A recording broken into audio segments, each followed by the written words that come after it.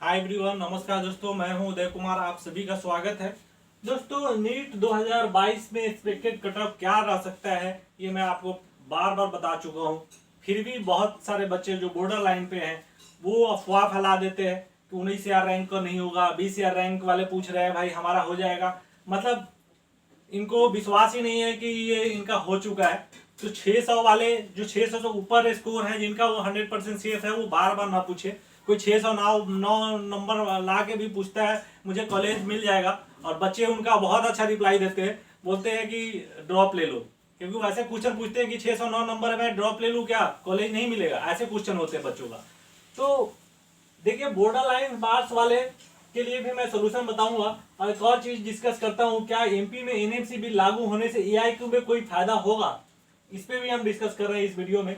देखिए, कितने रैंक तक कॉलेज मिलेगा, कौन से मार्क्स वाले दोबारा तैयारी शुरू कर दे। ठीक है, as per NMC approved new college, जो नया कॉलेज अप्रूव हो गई है, जो मेरे पास लिस्ट है, मैंने चेक किया है, वेरीफाई किया हुआ है, वो साइट पे आ जाएगी। वो आपका एग्जैक्ट 3500 के आसपास है।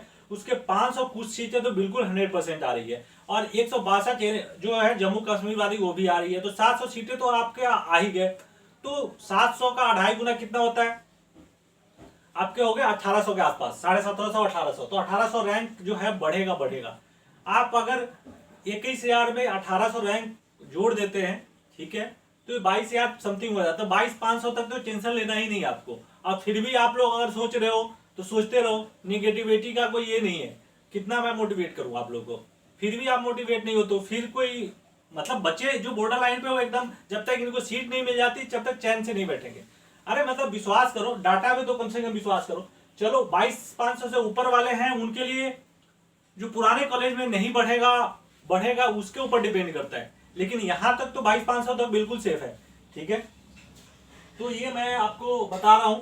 और ये ग्रुप है, ये ज्वाइन कर सकते हैं एमबीबीएस असिस्ट फ्री काउंसलिंग के लिए। पेड काउंसलिंग लेना है तो यहाँ पे आप कांटेक्ट कर सकते हैं, डॉक्टर पंकज यादव यहाँ पे मिलेंगे। और यहाँ पे 7,000 जो है फुल काउंसलिंग कराया जा रहा है, और 50 बच्चे के लिए सिर्फ। और इसमें से भी 40 के आसपास हो गए हैं, 10 बच्चे और बच्चे हैं, तो 10 बच्चों को और हम लोग लेंगे। ठीक है दोस्तों, और एक और चीजें आपको बताते हैं। ये आप देखे होंगे कि 1355 एमबीबीएस प्राइवेट सीटें हैं मध्य प्रदेश में। ठीक है, अब इसके 42.5% 550 हो जाते हैं, और इस पे ये ऑल इंडिया में आ जाता है। लेकिन ऐसा नहीं होता दोस्तों, इस ये देख के गलत फहमी में ना आ जाए। ठीक है, या तो जो वीडियो बनाते हैं उनको अच्छी तरह से वर्क करना चाहिए।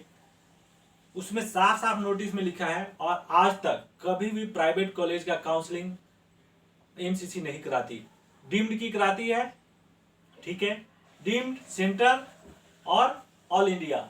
ठीक है, तो ये सारे आते हैं, लेकिन प्राइवेट का काउंसलिंग वो स्टेट के अंदर आती है। अगर ओपन स्टेट में जैसे उत्तर प्रदेश में ये बिल लागू होता है तो सबको फायदा होगा। अगर क्लोज स्टेट है तो उसमें कोई फायदा नहीं होने वाला, तो ये सीटें नहीं आएगी। गलतफहमी में नहीं रहे, ये 100% ट्रू है। ठीक है, ठीक है, तो ये इस चक्कर में ना रहे कि इसका 500 मार्क्स तक डाउन हो जाएगा, 25,000 रैंक तक सेफ हो गए। ये मतलब पता नहीं कैसे ये लोग कैलकुलेट कर लेते हैं, कहाँ से ये लोग डाटा लाते हैं। लेकिन मैंने जितना भी रिसर्च किया, आप खुद ही पढ़ सकते हो। कभी भी आज तक प्राइवेट में, और एनएमसी बिल साफ साफ पढ़ो, उसमें ऐसा कहीं नहीं लिखा है कि जी अब प्राइवेट वाली काउंसलिंग ऑल इंडिया कराने लगेगी, एमसीसी कराने लगेगी।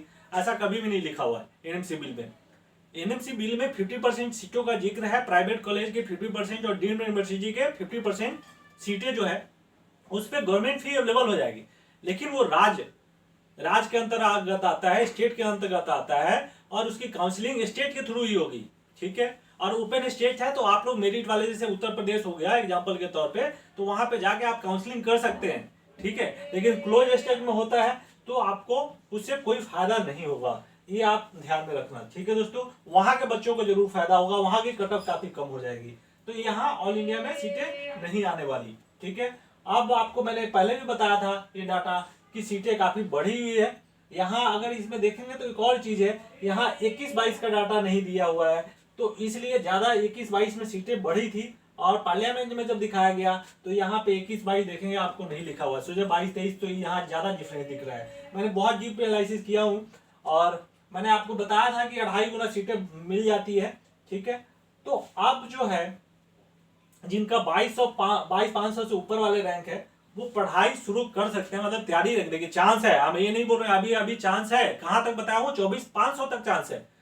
ठीक है, लेकिन अब यह है क्या 100% सीटें बढ़ेगी जो पुराने कॉलेज में बढ़ेगी तो आपका बिल्कुल होगा। ठीक है, आप देखिए यहाँ पुराने ये तो कंफर्म हो गया है कि ये तो है न्यू कॉलेज वाला, इसमें कोई डाउट नहीं है, मैं वेरीफाई कर चुका हूँ। ठीक है, तो ये तो आ रही है सीटें, जम्मू कश्मीर भी आ रही है। डाउट किस में है?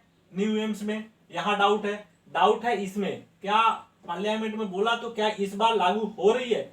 अगर ये लागू हो जाती है तो 24,000 तक रैंक वाले को कोई कॉलेज जोड़ने से नहीं रोक सकता। ठीक है, गवर्नमेंट मेडिकल कॉलेज ये मैं बता रहा हूं। तो आप लोग दुआ करो कि ये पुराने कॉलेज में ये सीटें बढ़ जाए बस, और बढ़ जाएगी तो आपके 24,000 रैंक तक बिल्कुल हो जाएगा। ठीक है, तो यहाँ डिपेंड करता है, या 50% वाला रूल उत्तर प्रदेश में लागू हो जाए।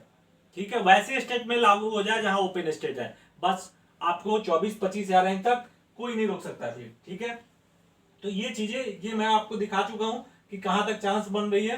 ठीक है दोस्तों, अब 20,000 वाले कृपया करके ये ना पूछे कि भाई हमारा हो जाएगा या जवाब ले लूं। ठीक है ना, ऐसे मतलब अच्छा नहीं लगता।